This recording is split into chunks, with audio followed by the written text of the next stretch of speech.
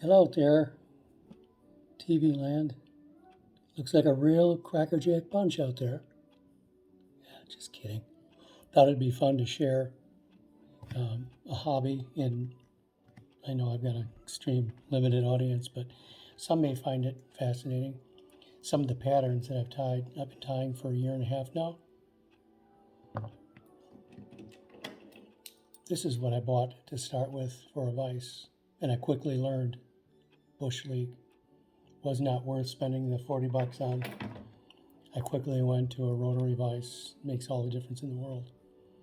This is by Peak, and it was 179 at the time. I think they're 209 now, 210.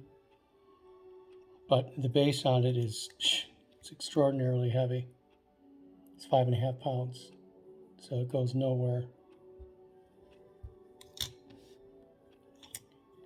But I will show you some of the patterns I tie and just some of the equipment.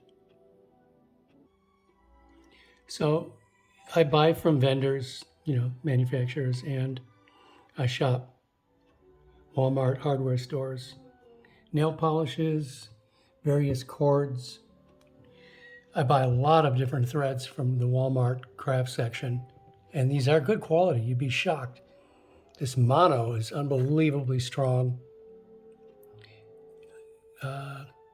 Coates & Clark. 300 yards of it for $3. You're going to pay $5, $6, $7 for brand names. I buy embroidery scissors and finer scissors. I've messed around with different resins from other manufacturers, and it doesn't really pay off. It pays to buy a good resin. This one I bought, Building and Joy. This was really nasty crap. I don't even know why I still have it. Off of eBay from China. It smells terrible, and it does not cure very well.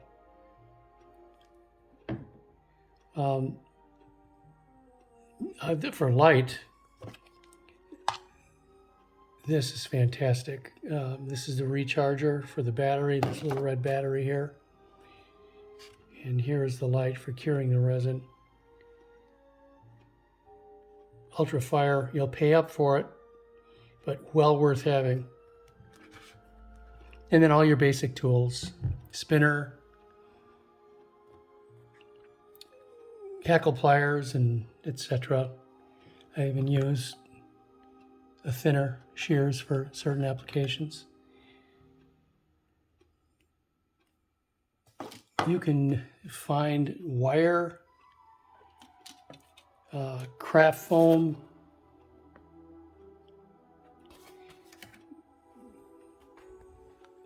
even this 3-tiered rack where I keep all my stuff.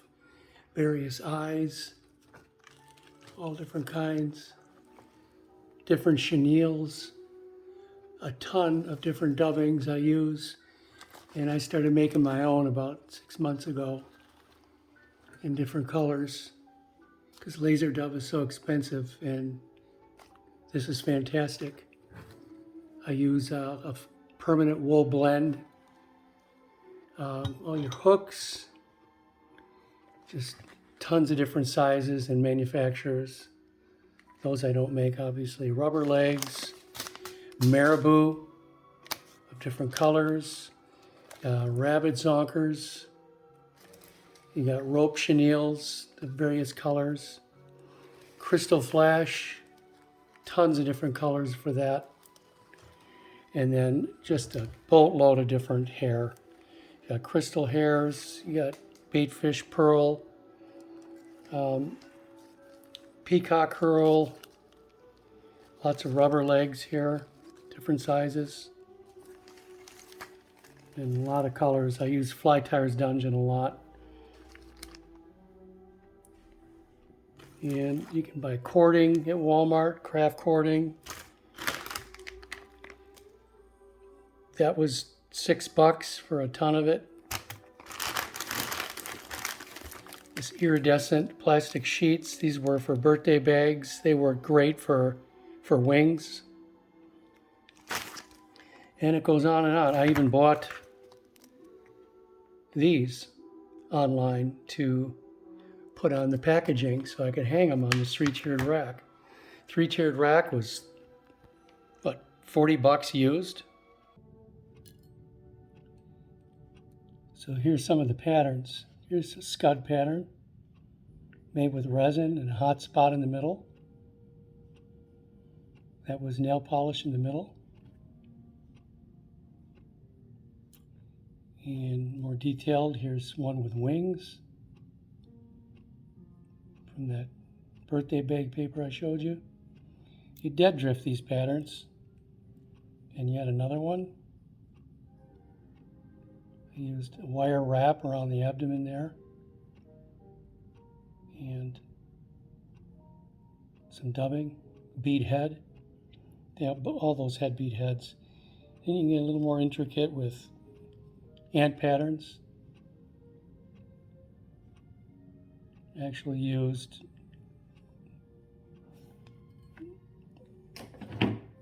this wire brush. I pulled off wire for the legs, believe it or not.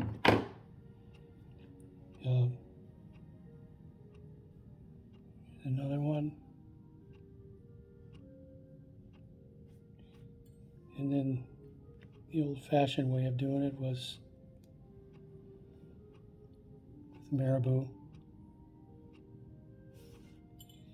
And here's one of my favorite carp patterns. Probably the simplest tie ever. Just some chenille in that gold with a bead head. Really excellent for buffalo and the common carp. We have lots of carp down here, so I'm fanatical about going after them. Here was the top water I just did. This is a popper pattern. This is made with that craft foam,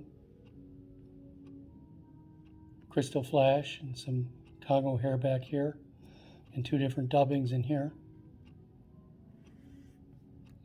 And different mop flies. Here's using 2 whole mops. These are great when they get wet. They absorb the water and they move very well. Here's one in chartreuse. And of course you can use a half.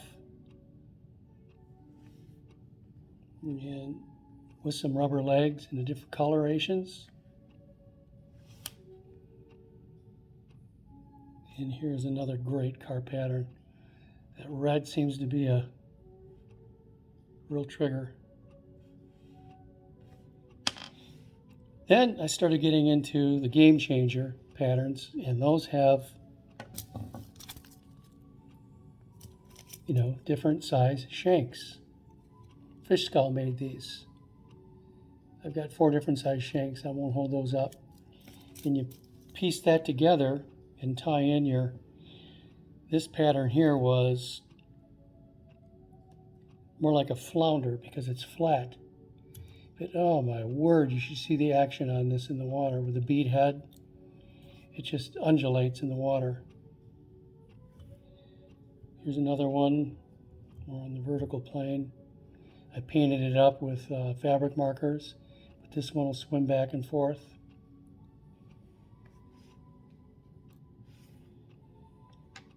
Then you can get real goofy with stuff like this. These are monofilament eyes,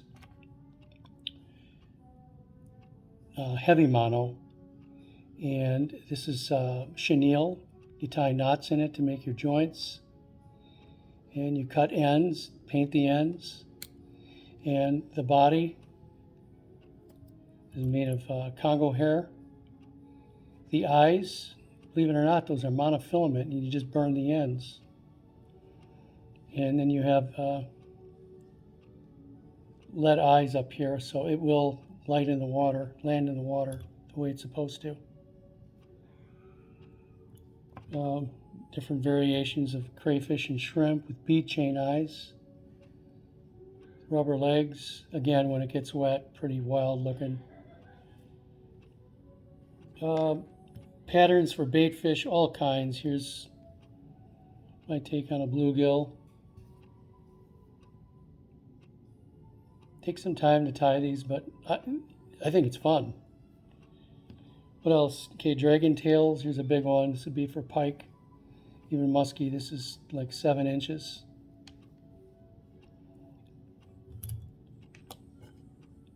Here's a smaller version of that. I use this for largemouth and smallmouth down here. I fish a reservoir for the smallmouth when I get out there. Dragon tail. Nice action on these. What else? Here's a pollywog. What fish doesn't eat? Bullfrog. So this is made with a rabbit zonker in the back. So when it gets wet, it's just fantastic. The bottom has beads on the shank of the hook so that it lands straight down. The tie-in was 4 sections of Congo hair. I blended 3 different colors to get that. And this was an intricate tie. Pretty big hook, and there's even eyes on there. But this is fantastic looking. Then I put some crystal flash down there as a little eye catcher. That's a neat tie. Similar way to tie was the merkin crab style in various colors. Chenille for the pincers. There's dubbing in there, and there is some marabou. You can see it toward the rear. But that's a neat tie, and this one has bead chain eyes. Bead chain, what are those? Literally. Go into Lowe's and buy bead chain. Gives the fly a little weight. Or you can use your dumbbell eyes, of different sizes. And then, of course, you can always use beads of different sizes. Tungsten is preferred. Another wild-looking shrimp pattern. Monofilament eyes. These are lead eyes. And then these are monofilament. Burned the end. Painted them and used some resin also on those. That's a process. I make all the eyes separate and then go to making the fly. And this is crystal flash and some Congo hair in there, and then some dubbing with some legs in it. But a neat tie and very cool action in the water. What else? Of course, you got your Klausers. I make a ton of those. It's been a pattern. It's been around for forever. I use this for the white bass and stripers a lot on the Arkansas River. Then you get in your woolly buggers. I've got all kinds of patterns. Black and olive, marabou with crystal flash, gold. And that green piping is from that bag. See how you apply that? And then there is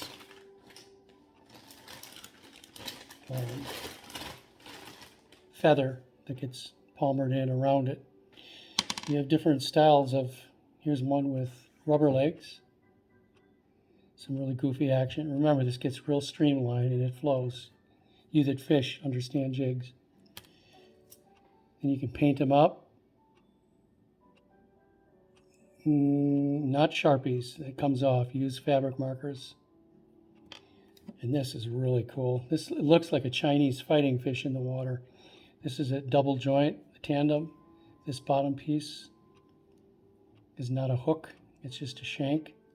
And then these are 2 separate tie-in pieces here. But when it gets wet, it looks just like one of those Chinese fighting fish that flows through the water. I have yet to use this. I made them with bead heads and just with a hot spot.